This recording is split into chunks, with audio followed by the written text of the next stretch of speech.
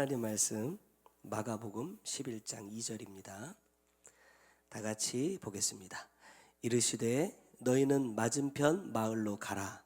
그리로 들어가면 곧 아직 아무도 타보지 않은 나귀 새끼가 매여 있는 것을 보리니 풀어 끌고 오라. 아멘. 사실은 말씀의 제목의 뒤에 새끼가 들어가야 되거든요. 자꾸 반복하게 될까봐 아예 뺐습니다.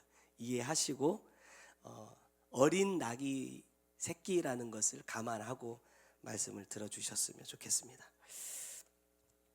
자, 이 마가복음 11장은 저는 이렇게 생각합니다. 예수님의 삶 가운데, 이 땅에서의 삶 가운데 육으로 보면 가장 화려한 시기를 코앞에 두고 있어요. 예수님께서 33년을 사시면서 이때와 같이 열렬하게 환영을 받고 사람들에게 이 환영을 받았던 때가 없었어요. 딱 한 번입니다. 근데 10절의 말씀으로 넘어가 보면 다른 성경에도 병행 구절이 있지만 찬송하리로다 오는 우리 조상 다윗의 나라여 가장 높은 곳에서 호산나 하더라. 여기는 다윗의 나라여 라고 되어 있고 다른 복음서에들은 다윗의 자손이여 라고 기록이 되어 있습니다. 여기서 이 백성들이 다윗을 언급하는 이유가 뭐냐? 다윗은 뭘 의미해요? 이스라엘에게 있어서는 왕의 혈통을 의미하는 겁니다. 그러면 보세요. 이 예수가 다윗의 육의 혈통을 그대로 타고 온 것을 알았기 때문에 다윗의 나라여 라고 한 것인지, 아니면 그들의 목적이 이러하기 때문에 다윗의 나라여 라고 말한 건지는 잘 모르겠어요. 하지만 어쨌든 여기서 다윗을 언급한 것은 이스라엘 백성들의 입장에서는 예수님께서 자신들의 왕이 되어주시기를 원하고 있다는 것을 이 다윗이라는 단어를 통해서 표현을 하고 있는 겁니다. 근데 이 화려한 환영을 받은 후에 11절로 넘어가면 마지막에 예수님이 예루살렘을 다 둘러보시고, 보세요, 모든 것을 둘러보시고 때가 이미 저물매 12제자를 데리시고 어디로 가요? 베다니로 나가시니라 이렇게 말씀합니다. 지금 분위기는요, 어떤 분위기예요? 예루살렘을 한번 뒤집어 놔야 되는 분위기입니다. 지금 사담입니다. 부산에서 어떤 유명한 가수들이 공연한다고 지금 외국인들이 100만 명이 와 있대요. 엄청나게 많이 와 있대. 지금 부산의 역사상 이렇게 외국인들이 많이 온 적이 없을 정도로 사람들이 많이 몰려 있대요. 그러면 뭔가 일이 일어나겠죠. 지금 이 상황도 마찬가지란 말입니다. 예수님께서 예루살렘에 왕으로 입성하신 날입니다. 모든 백성들이 모여서 호산나 다윗의 자손이여 우리를 구원하소서 자기 옷을 막 깔고 종려나무 가지를 흔들면서 환영했단 말이에요. 그러면 그날 예루살렘 성에서는 뭔가 사건이 일어나야 되는 거예요. 분위기상 보면. 근데 예수님은 어떻게 하시느냐? 베다니로 나가시니라 그래요. 자, 베다니로 가시더라, 베다니로 가셨다라고 표현해도 되는데 뭐라고 말합니까? 나가시니라 그래요. 자, 이 말은 무슨 말이냐면 아무 미련 없이 떠나버렸다라는 말이에요. 여러분, 이게 예수님의 입장에서도요, 한 번 평생 올까 말까한 기회일 수 있단 말입니다. 이 이스라엘 백성들의 왕이 될 수 있는 기회. 이 로마를 몰아내고 부패한 대제사장들, 바리새인들, 서기관들 다 처형해버리고 왕으로 백성을 통치할 수 있는 기회란 말입니다. 근데 주님은 그 모든 기회를 다 버리시고 떠나버리셨다라는 거예요. 왜냐하면 주님의 관심이 거기 있지 않다는 거예요. 주님이 예루살렘에 오신 목적은 그들의 왕이 되기 위함이 아니라 뭐예요?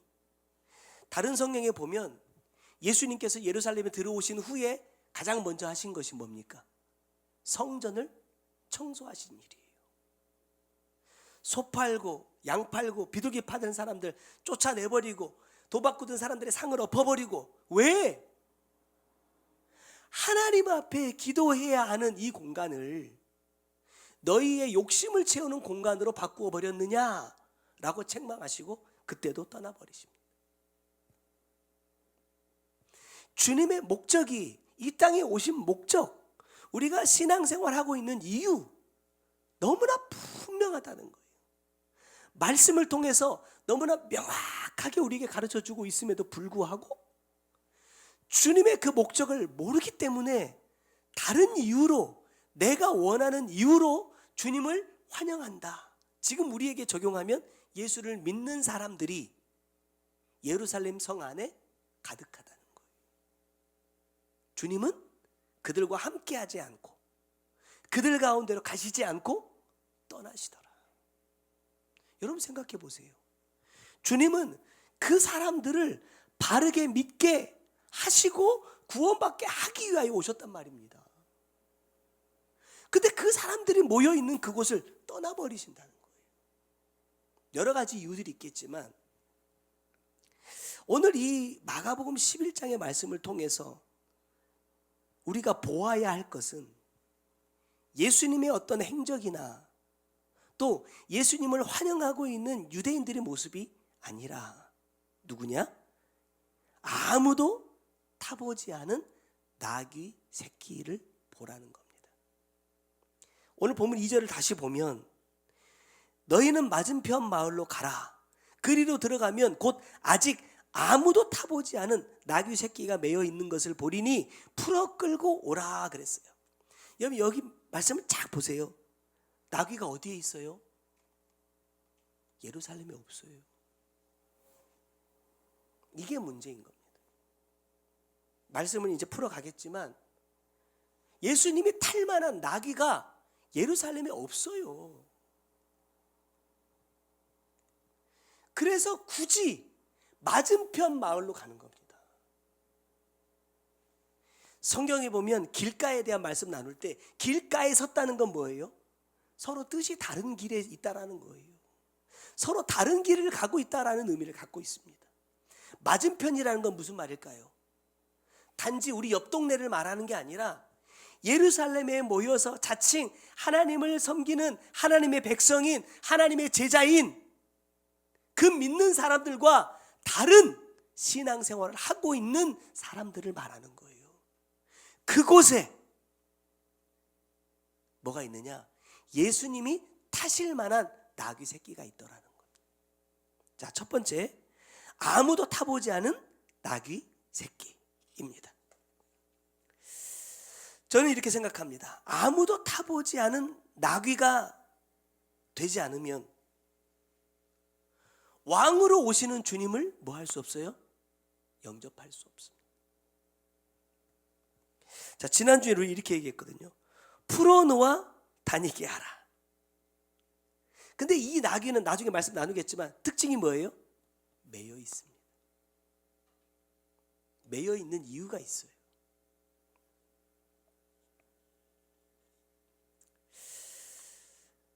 주님은 이 나귀에 대해서 아무도 타보지 않았다라고 말합니다. 이게 무슨 말입니까? 지금 이 나귀는요, 어미 옆에 있어요. 어미는 주인이 있습니다. 내가 평생 섬겨야 될 주인이 정해졌어요. 근데 이 나귀는요, 아직 어려서 사람이 탈 만한 나귀가 아니란 말입니다. 아직 주인이 누군가에게 뭐 판매를 하거나 누군가에게 줄 만한 아직 때가 안 된 거예요. 그 때를 기다리고 있는 거예요. 성경적인 의미로 좀 생각을 해보면 아무도 타보지 않았다는 것은 아직 내 주인이 정해지지 않았다는 거예요. 우리가 말씀을 계속해서 받으면서 우리가 끊임없이 봐야 될 건 뭡니까? 내가 누구를 주인으로 섬기고 있느냐는 거예요. 나의 주인이 누구이냐는 겁니다.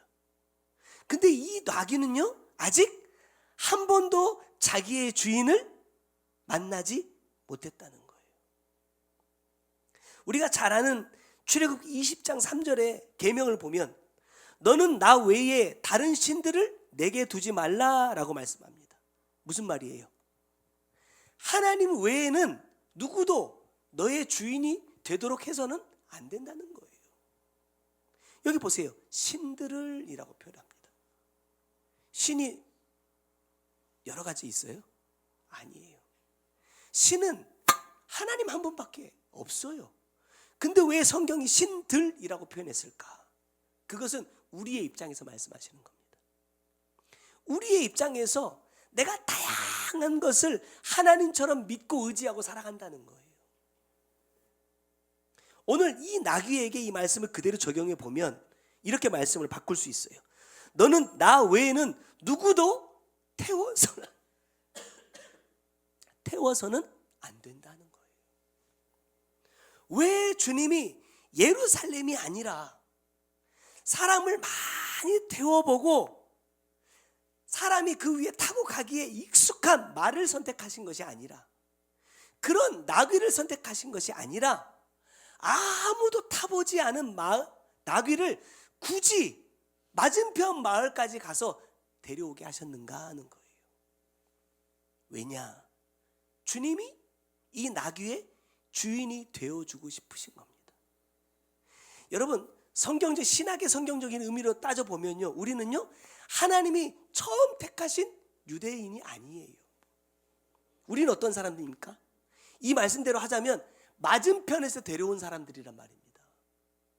이방인이었지만, 하나님을 모르는 사람들이었지만, 하나님이 그러한 우리의 주인이 되고 싶어서 그 맞은편에서 아직 타보지 않은 나귀와 같은 나를 데려와 주셨다는 거예요.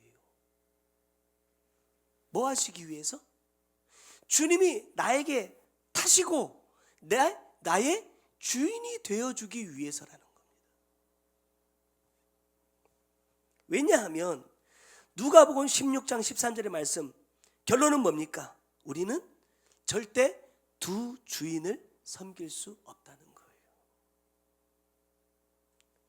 주님이 주인이든지 아니면 주님이 아닌 다른 무언가가 반드시 주인일 수밖에 없다는 겁니다. 나는 뭐 주인이 없어요, 저는 아직 주인이 없습니다. 여러분, 이거 없어요. 그래서 복음서에 보면 부자 청년이라는 사람이 등장합니다. 그 사람은 돈도 많고 권세도 있고 집안도 괜찮은 사람이에요. 이 사람이 주님께 와서 이렇게 말하잖아요. 저는 이 계명들 어려서부터 다 지켰습니다. 여러분, 얼마나 자랑스러워요.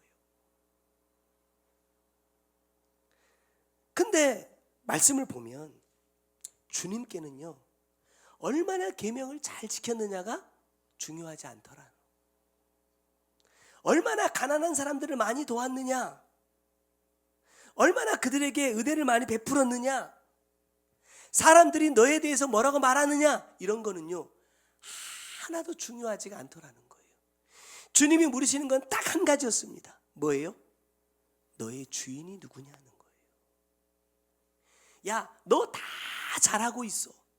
근데 너한테 딱 한 가지 부족해. 그게 뭡니까?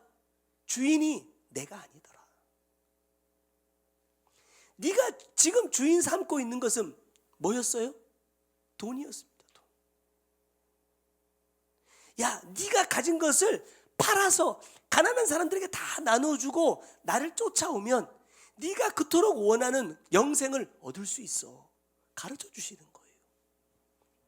근데 이 부자 청년이 근심하며 돌아갔다는 거예요. 예전에는 그렇게 생각했습니다. 야, 네가 평생토록 그렇게 영생 하면서 살았는데 주님이 영생을 가르쳐 주시는데 어떻게 너는 근심하고 돌아갈 수 있어? 나는 이 부자 청년의 모습이 이해가 안 됐거든요. 근데 지난번 센터에 말씀 나누러 가면서 이 말씀을 전하면서 준비하는데 주님께서 그런 마음을 주셨다.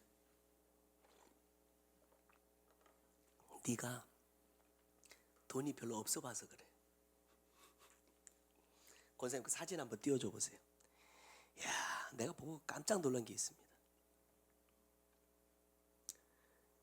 이게 이름도 잘 몰라요. 에테르노 청담이래요. 서울에 있는 에테르노 청담이라는 이 아파트입니다.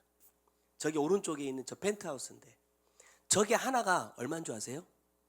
218억이더라고. 야, 너 지금 3, 4억짜리 아파트 사니까 드릴 수 있다 이렇게 말하지. 만약에 내가 너한테 이거 주면 3, 4억 아니라 218억짜리 네가 집에 살고 있어. 근데 주님이 야, 부족한 것 한 가지 있어. 이거 팔아서 가난한 사람들한테 나눠주고 나 따라와. 그럼 너 할 수 있겠냐? 이렇게 물어보시는 거예요. 여러분 어떠세요? 예, 나는 아직 이렇게 안 가져봐가지고 대답을 너무 쉽게 했는데 뒤에 동그라미만 하나 더 붙어도 손이 떨리더라는 거예요. 얼마나 돈이 많으면 성경이 이 사람을 부자 청년이라고 불렀겠습니까? 아마 지금으로 따지면 이런 집을 몇 채는 갖고 있는 사람일 수도 있다는 거예요. 여러분 쉬워요? 어렵습니다. 내가 그렇게 영생을 사모해도 천국이 내 삶의 목적이라고 해도 이런 것이 내 손에 있다면 과연 이걸 포기하고 영생을 얻는 길을 갈 수 있겠는가? 쉽지 않더라는 거예요. 주님이 말씀하신 의도는 지금 이 청년이 갖고 있는 무언가를 빼앗기 위함이 아니라는 거예요. 야, 네가 가지고 있는 거 헌금하고 나를 따라와 이렇게 말하면 돈 욕심 좀 부리시나 보다 할 수 있는데 나눠주라니까요. 가난한 사람들한테 다 나눠주고 네 거 없는 채로 나 따라와 라고 말씀하신다는 거예요. 그리고 부자 청년이 떠난 후에 주님이 이렇게 말씀하십니다. 마태복음 19장 23절에 보니까 예수께서 제자들에게 이르시되 내가 진실로 진실로 너희에게 이르노니 누구는? 부자는 천국에 들어가기가 어렵다. 그래서 서울 사람들이 천국 가기 힘들어요. 우리는 끽 해봐야 3억 4억, 전주 비싸봐야 뭐 10억 이런데 서울은요 40억 50억 100억이래요. 그래서 천국 못 가나요? 주님이 말씀하신 부자는 돈이 많은 사람을 말하는 게 아닙니다. 여러분 돈 많아야 돼요. 마태복음 5장 3절에 보니까 이렇게 말씀합니다. 심령이 가난한 자는 복이 있나니 천국이 그들의 것입니다. 반대로 말하면 뭐예요? 심령이 가난하지 않은 사람은 천국을 얻을 수 없다 이 말입니다. 부자는 누구냐? 심령이 가난하지 않은 사람이에요. 심령이 가난하다는 것은 또 무슨 뜻이냐? 하나님이 허락해 주신 이 모든 것의 주인이 누구다? 나인 사람은 심령이 가난하지 않은 사람이고 하나님이시다 라고 인정하는 사람은 심령이 가난한 자라는 거예요. 이 나귀는 주님이 찾으시기 전까지 아무도 태우지 않았어요. 또 다른 의미로 생각해 보면 아무도 이 나귀를 찾지 않았다는 거예요. 왜? 사람을 태울 만큼 잘하지 않았거든요. 아무도 불러주지 않고 아무도 찾아주지 않던, 육으로 보면 나귀 입장에서 보면 아직 나귀로서의 쓸모가 아직 없는 그런 존재였다는 거예요. 그런 존재를 주님이 불러주십니다. 자, 그리고 본문에 뭐라고 말하느냐? 매여 있었다라고 말해요. 매여 있다. 여러분 지난주에는 풀어져야 된다라고 말씀하셨는데 오늘은 매여야 된다라고 말씀하시는 거예요. 무슨 뜻입니까? 나의 위치, 자리, 질서를 지키기 위해서, 유지하기 위해서 나 스스로를 매는 자가 되라 하고 말씀하시는 거예요. 여러분 보세요. 주님이 나를 써주실 때까지 여러분 기다린다라는 것이요 쉽지 않습니다. 가이드를 나누면서도 말씀을 드리겠지만 제가 말씀을 받고 나서 그냥 마음만 뜨거워가지고 막 말씀을 전했단 말입니다. 그게 실패의 원인이었어요. 기다려야 돼요. 뭐 할 때까지? 이 말씀이 내 삶 속에서 열매로 나타날 때까지. 근데 나는 그걸 기다리지 못했어. 내가 먹어야 될 씨를 내가 먹지 않고 그대로 갖다 줬어. 설교도 마찬가지고.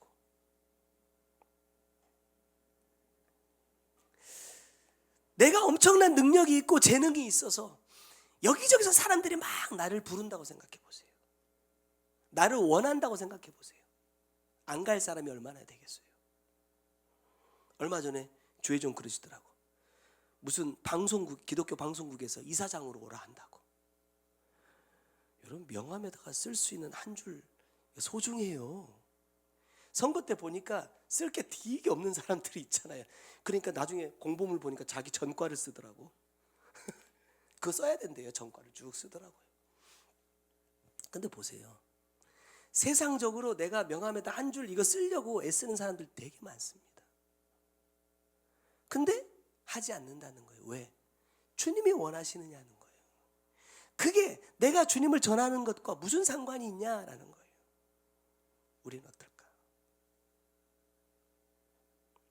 그래서 말씀을 준비하면서 저도 하나를 딱 묶어놓기로 했습니다. 뭐냐? 제가 지난번에도 그런 고백했지만 땅만 보면 미치겠는 거예요. 건물만 보면 막 머리에서 막 그림이 막 자동으로 막 그려져 버려. 무슨 그림이에요? 교회 그림. 그래서 내가 이걸 나는 묶어야겠다. 왜? 하지 말아야겠다. 앞서지 말아야겠다. 주님이 하실 때까지. 여러분, 지금 나는 누가 주인 되어 있는지를 한번 돌아보세요. 다른 누군가가 내 등에 타고 있다면 주님은 절대 못하십니다. 내려오지 않는 한. 다른 무언가가 내 마음의 주인으로 자리 잡는 한 내 심령은 절대로 뭐가 될 수 없어요? 하나님이 거하시는 거룩한 성전은 될 수 없다. 그렇기 때문에 내가 아무도 타보지 않은 나귀가 되지 않으면 주님이 나와 함께하지 않고 함께하지 않는 것뿐만 아니라 내가 천국도 갈 수 없다는 겁니다. 자, 두 번째는 풀어 끌고 오라 그랬습니다. 이유가 뭐냐 하면 주님께서 쓰시기 위함이에요. 저는 어렸을 때 초등학교 중간까지 시골에 살아가지고 그런 경험들이 종종 있거든요. 우리 옆집에 집사님이 살고 계셨어요. 제가 아빠한테 혼나거나 엄마한테 혼나면 항상 도망가는 집이었어요. 빤스만 입고 도망가면 우리 집사님이 탁 안아가지고 이불에다가 탁 싸가지고 아랫목에다 딱 눕혀가지고 자고 그 다음날 아침에 학교 가고 그랬거든요. 그 집에 소를 키웠어요. 이제 남편분이 이제 한 집사님인데 한 집사님이 이제 산에 나무 하러 간다. 그럼 제가 운동장 그 교회 마당에서 막 놀고 있으면 같이 가자 그래요. 그럼 소 구르마 타고 산에 갑니다. 그럼 정말 몇 시간 동안 나무를 하거든요. 그러면 이제 다 그 나무 해가지고 내려오다 보면 이제 둘이 집사님은 이제 고삐 잡고 난 옆에 탔는데 둘이 다 자. 졸아요. 어떤 때는 아예 그냥 다 뒤집어져서 자고 있거든요. 근데 신기한 건 소는요 알아서 집에 오더라고요. 어디로 가라 안 해도 잡고만 있어도 내가 자고 있어도 눈 떠보면요 집 마당에 와 있어요. 신기하더라고. 근데 되게 말 안 듣는 놈이 있어. 뭐냐? 제가 직접 키워보지는 않았지만 옆집에서 키운 짐승들을 제가 간접적으로 풀도 뜯기고 이렇게 해보면서 느낀 거 뭐냐? 염소는요 절대로 내 말대로 안 움직입니다. 여러분 돼지도요 막대기 하나 가지고 궁뎅이 몇 번만 쳐주면요 제법 가거든요. 이 몰이가 되거든요. 근데 이 염소는요 절대 몰이가 안 됩니다. 얘는 항상 줄 잡고 내가 끌려다녀야 돼요.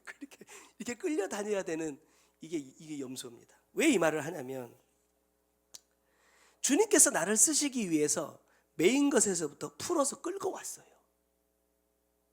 근데 여러분 우리가 그런 게 있잖아요. 나의 기질, 내가 원래부터 갖고 있던 내 기질, 성질들, 이런 것들을 내가 갖고 있다 보니까 뭐가 안 돼요? 컨트롤이 안 돼요.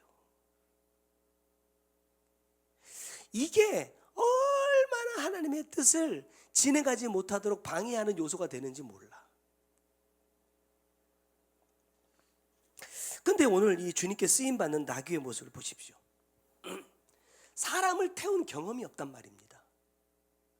그러면 앞에서 끌고 가기가 얼마나 힘들겠어요. 또 예루살렘이 들썩들썩 할 만큼 사람들이 막 환호하고 함성 지르고 막 옷 깔고 막 난리가 났어요. 이 어린 나귀의 입장에서 그게 얼마나 무서워요. 뛸 일이잖아요. 근데 성경을 보면 아무 일도 일어나지 않는다는 거예요. 더더욱이 놀라운 것은 뭐냐면 7절 이후에 마지막 이 나귀에 대한 언급이 딱 등장하고는요, 그 뒤로는 나귀가 갔는지 왔는지 누가 끌고 갔는지 아예 이야기 자체가 없다 이 말입니다. 저는 이 말씀을 보면서 아마 주님께서 저에게 이렇게 말씀하시는 것 같아요. 사람들이 환호하고 높여주고 네 앞에 막 엎드려도 너 자신을 나타내지 마. 너 자신을 드러내지 마 라는 말씀인 것 같아요. 성경에 보면 예수님께서 예루살렘에 입성하는 순간부터 나귀라는 존재는 사라져버립니다. 누구만 드러나요? 주님만 드러나요. 온전히 주님만 드러나고 자기의 역할을 다 한 후에도 뭐 주인이 와서 끌고 갔다든지 제자들이 주인한테 다시 돌려줬다든지 뭐 예수님이 어떻게 했다든지 이런 얘기가 전혀 없어요. 여러분, 사람은 뭘 남기길 원해요? 이름을 그렇게 남기기를 원해요. 그래서 어디 큰 건물이나 뭐 이렇게 교회들 가보면요, 화장실 거울 하나에도 아무개 증이라고 이렇게 붙여놓은 데가 많아요. 제가 옛날에도 그런 고백했지만 제가 미국 교회 갔을 때 그 복도에 쫙 사람들 이름을 써놓은 거예요. 뭐냐고 물어봤더니 거기가 이제 교회를 성도가 막 몇십만 명이라서 동시에 7만 명이 예배를 드릴 수 있는 장소를 찾다 보니까 옛날 농구팀이 갖고 있던 농구 경기장을 산 거예요. 돈이 얼마나 많이 들었겠습니까?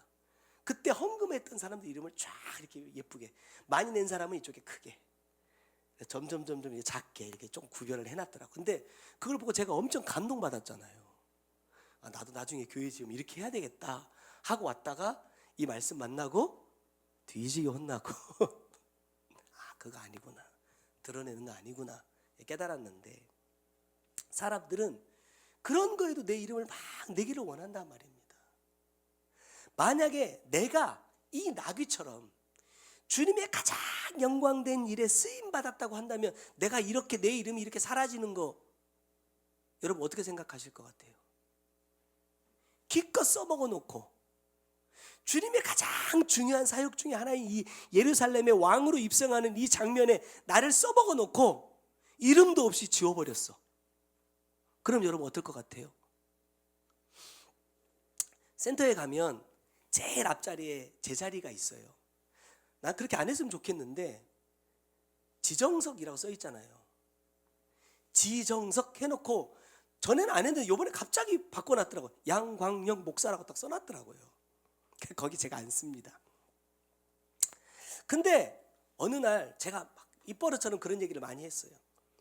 언제든지 누구든지 인도자가 세워지면 나는 이 자리에서 물러나겠다. 그런데 어느 날 성회를 딱 갔는데 누가 제 자리에 딱 앉아있는 거예요. 누구냐? 광주 성교로교회 최지성 목사. 근데 제 자리에 딱 앉아있는 거예요. 근데 그걸 딱 보는 순간 나 잘렸나? 오늘 찬양인데 저 사람인가? 이 생각이 드니까 나 분명히 괜찮다 말은 많이 했는데 막상 누군가가 내 자리에 딱 앉아있으니까 속이 요동을 치기 시작하는데 미치겠는 거예요. 그래서 내가 어디 진위 여부를 확인할 길이 없잖아요. 그래서 조용히 그 옆자리에 앉았어요. 그 같은 의자 말고 이렇게 떨어져 있는 이쪽 의자에 딱 앉아서 가만히 있는 거예요. 왜? 이게 진위 여부가 가려질 때까지 말도 못하고 어떻게 된 거예요? 아, 목사님 오늘부터 그만두래요. 이 말 듣기 싫어가지고. 근데 그분이 착오로 잘못 앉은 거였어. 얼마나 마음이 안심이 되든지. 여러분 보세요. 말은 그렇다고 다 할 수 있거든요. 근데 진짜 그 상황이 딱 오니까요, 마음이 천갈래 만갈래야. 그런데 이 나귀는요, 아무 말 없이 쓰임 받고 그대로 사라져 버리더라. 근데 한 가지 중요한 것은 뭐냐? 이 나귀가 누구 집에서 왔고 무슨 일을 했고 어디로 갔는지는 모르지만 한 가지 중요한 건 뭐냐? 주님이 받으시는 그 모든 영광의 자리에 함께 했다는 거예요. 그 영광을 함께 누렸다는 거예요. 주님이 우리를 천국으로 이끌어 가시기 원하시는 이유가 뭡니까? 하나님의 그 영광의 나라를 나와 함께 살고 싶기 때문이라고 말씀하십니다. 근데 누가 갈 수 있어요? 나를 드러내지 않는 사람입니다. 나의 존재를 나타내지 않는 사람입니다. 내가 뭐 했고 내가 이런 사람이고 저런 사람이고 내 이름이 주님의 이름보다 더 떨쳐지기를 원해서는 안 된다는 거예요. 제가 예전에 신학교 다닐 때 우리 교수님들한테 제일 불만이었던 게 뭐냐면,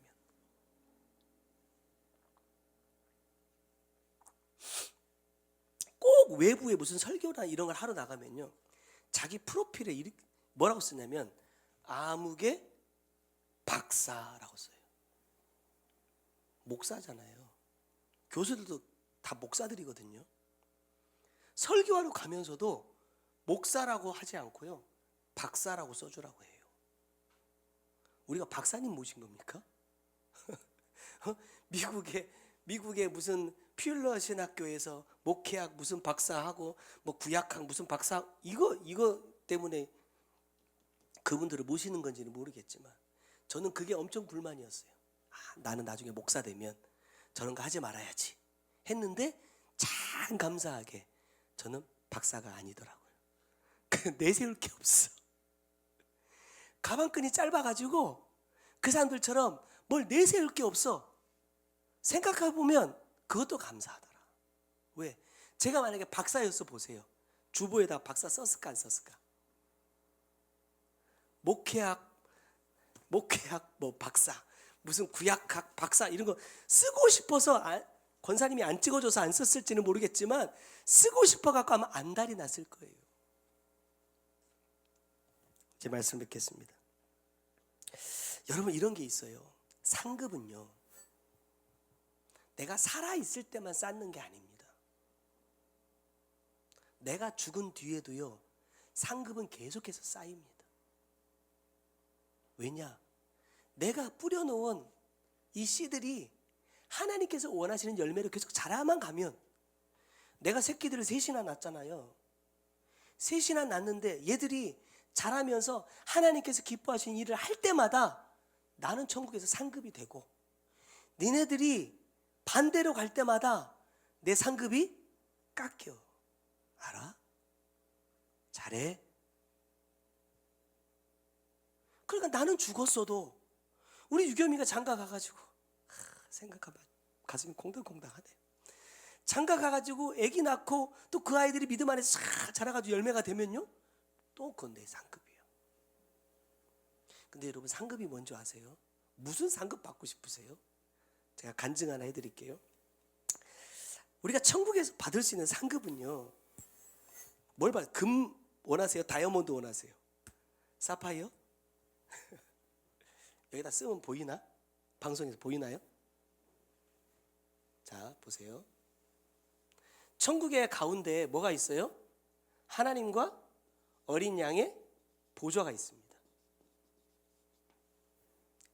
하나님이 우리에게 주시는 상급은요, 뭐냐면 이 보좌에 가까이 가는 것이 상급입니다.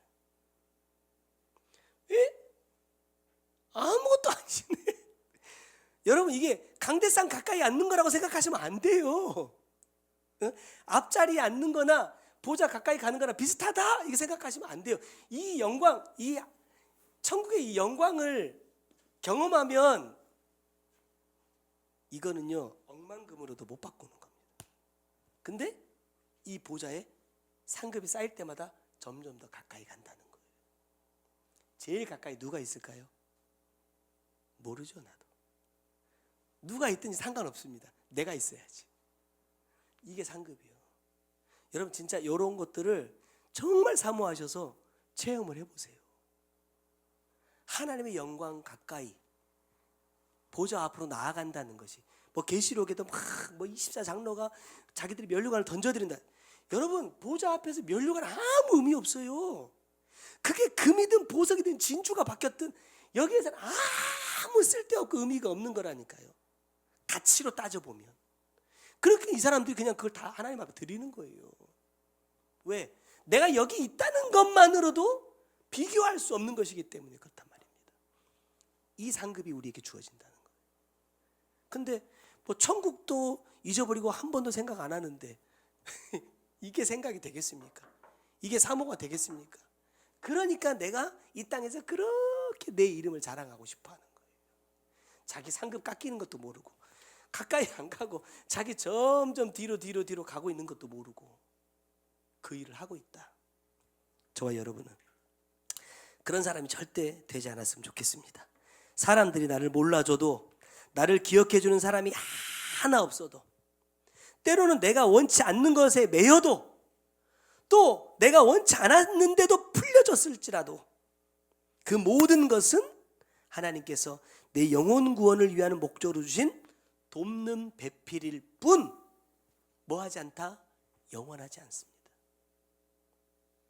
꼭 기억하시고, 저와 여러분이 이 땅의 것이 아니라 영원한 것을 목적으로 이 나귀처럼 쓰임받는 저와 여러분이 꼭 되셨으면 좋겠습니다. 기도하겠습니다. 사랑하는 주님, 감사합니다. 아무도 거들떠보지 않던 이 어린 나귀 새끼를 주님께서 풀어 데려오라 말씀하시고 그 위에 앉아 왕으로 예루살렘에 입성하셨습니다. 그러함에도 하나님 성경 안에 이 나귀에 대한 기록 여기까지 끝내버리시고 아무것도 남겨놓지 않으신 것은, 우리가 주님을 위해 무엇을 하였을지라도 그것은 나를 드러내고 나를 자랑하기 위함이 아니라 오직 하나님의 뜻을 이루기 위한 것이 되어야 한다는 것을 이 나귀를 통해서 우리에게 가르쳐 주시는 것임을 주님 기억하고, 우리 모두가 이 나귀처럼 나를 드러내지 않고 오직 주님만 영광을 받으실 수 있도록, 오직 예수 그리스도만 증거되고 나타날 수 있는 그러한 삶을 살아내는 자 되게 하여 주셔서 마지막 날에 하나님이 받으시는 그 모든 영광을 우리가 함께 받고 누리는 복된 자들이 꼭 될 수 있도록 주님 은혜를 베풀어 주시옵소서. 복된 예물 드립니다. 하나님, 힘들고 어려운 가운데에서도 나의 믿음을 주님 앞에 고백하며 드리오니 주님께서 받아주시고 하나님의 나라에 하나님 내가 갈 수 있는 밑거름들 되게 하시고, 또는 때로는 힘들고 어려운 환경 속에서 내가 이겨낼 수 있는 힘으로 다시 나에게 역사할 수 있는 복된 예물들 꼭 되게 하여 주옵소서. 지금은 우리 구주 예수 그리스도의 은혜와 아버지 하나님의 크고 놀라우신 사랑과 성령님의 감화 감동하시고 역사하시며 보호하시는 귀한 은혜가 이 어린 나귀 새끼처럼 하나님 앞에 이름 없이 빚도 없이 쓰임받고 하나님의 영광에 함께 참여하는 자 되기 원하는 주의 사랑하는 성도들 머리 위에, 그들의 가정과 삶의 모든 터전 위에 이제로부터 영원토록 함께 계실지어다. 아멘. 주께서 친히 내 손 붙잡아 주시며 내 걸음마다 늘 인도하셨네. 험한 세월 다 지나 보내고 따뜻한 품에 날 안아주신 주님 얼굴 배울 주의 주시네